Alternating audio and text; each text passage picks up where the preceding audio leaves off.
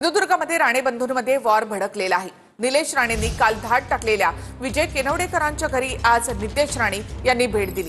केनवडेकर यांच्या घरातून निवडणूक आयोगाने 25 लाख रुपये जप्त केल्याचा दावा निलेश राणेंनी केला। यावर स्वतःच्या व्यवसायासाठी घरी पैसे ठेवल्यास चूक काय असा सवाल नितेश राणेंनी केला। दरम्यान निलेश राणेंनी रवींद्र चव्हाण यांच्यावर देखील या संदर्भात आरोप केले।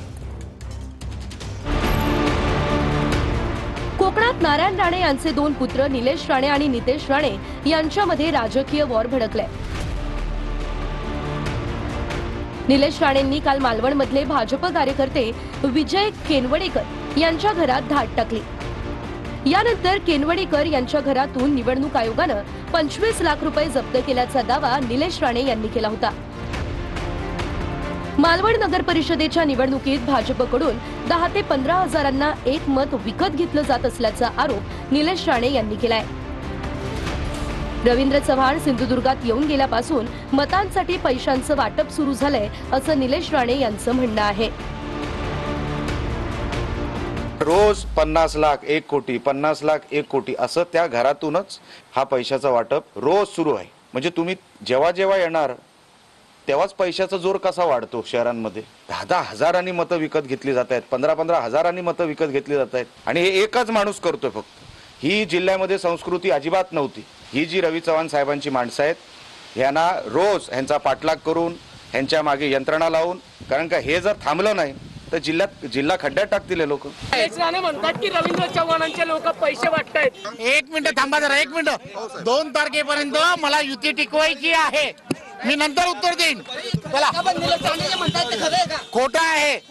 गेले 5-6 दिवस पायाखालची वाळू सरकलेली आहे, त्यामुळे असे सर्व प्रकार ते करतायत। सुरुवात कुठून झाली तर युती का केली नाही आणि नंतर मग हळूहळू या सगळ्या गोष्टींना सुरुवात झाली। कोणाच्या तरी एखाद्याच्या घरात जाऊन असं करणं हे काही योग्य नाही। माझ्या पायाखालची वाळू जर सरकली असती तर एवढे पैसे तुम्ही वाटले असते का?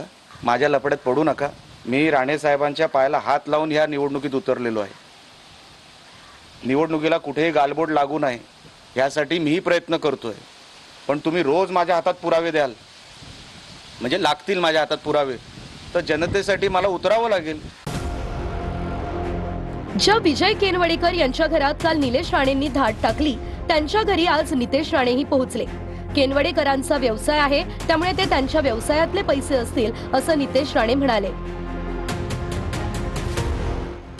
त्यांचं बाजारपेठामध्ये त्यांचं स्वतःचं दुकान आहे, त्यांचा व्यवसाय आहे आणि व्यवसायाच्या दृष्टिकोनातून त्यांच्या घरामध्ये अशा पद्धतीचा उलाढाल असेल तर मला कळलंच नाही काय चुकीचं आहे। व्यवसायाचे पैसे आहेत की नाही हे त्यांना आता निवडणूक आयोगाकडे दाखवावं लागेल।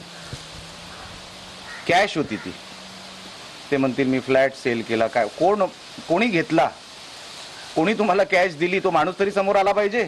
त्या ठिकाणी निलेश राणे साहेब खाली शूटिंग करत वरती आले, माझ्या प्रांगणातून शूटिंग करत वरती आले, माझ्या निवासस्थानामध्ये त्यांनी अनधिकृतपणे प्रवेश केला आणि त्याचबरोबर माझ्या बेडरूम मध्ये पण गेले। तर साहेबांनी मला बेडरूम मध्ये नेऊन दाखवले, हे बघा हे असं हे तुम्हाला शोभत नाही, तुम्ही हे आहे। आणि या निलेश राणे साहेबांसाठी आम्ही पण काम केलं, ते काय चुकीचं केलं का काम? आम्ही पक्षाने आदेश दिले म्हणून काम केलं। म्हटलं साहेब हे माझ्या केके बिल्डरच्या बिझनेस मधले पैसे आहेत, तुमचा गैरसमज असेल तर नाही, त्याला तुम्हाला उत्तर द्यावं लागेल। त्या ह्याला पूर्णपणे उत्तर द्यायला मी बांधील आहे। माझ्याकडे एवढी थोडी रक्कम मला ठेवणे आवश्यक आहे? हातावर मोलमजुरी करणाऱ्या, काम करून घेणाऱ्यांना मला पैसे द्यावे लागतात, मी ते सिद्ध करून 100% दाखवील। रवींद्र चव्हाण साहेबांनी मला वडिलांसारखं मला हे दिलं, कारण रवींद्र चव्हाण हे माझ्या परिवारातले आहेत। मला माझ्या पाठीवर मला उभं करण्याचं धारिष्ठ रवींद्र चव्हाणांनी दाखवलं। प्रशासनाला सूचना दिलेल्या आहेत, पोलीस यंत्रणेला सूचना दिलेल्या आहेत। आता माझं लक्ष आहे ते काय करतायत त्याच्यावर। मी याच शहरात बसून आहे निवडणूक होईपर्यंत। आता नुसतं एकच तक्रारी नाही, सगळ्या तक्रारींवर मी पक्षपाती होणार। खरं जे म्हणतात ना हमाम में सब नंगे होते, म्हणून विचारपूर्वक या सगळ्या गोष्टी झाल्या पाहिजे। एकमेकाची बदनामी करायला दोघेच राणे बंधू निघालेले आहेत। मला वाटतं राणे साहेबांसमोर, माननीय नारायण राणे साहेबांसमोर निश्चित आताच्या घडीला हे आव्हान असू शकतं। नियमाने तो तपास झाला पाहिजे।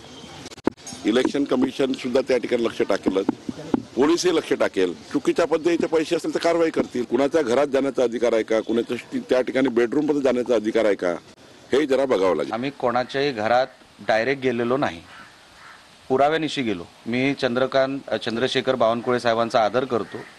साहेब समजून घ्या, हा विषय गंभीर आहे. काही व्यक्तींचा पाठलाग करत तो ज्या ॲड्रेसवर गेला त्या ॲड्रेसवर मी गेलो. ते घर कोणाचं आहे हे मी नाही बघितलं.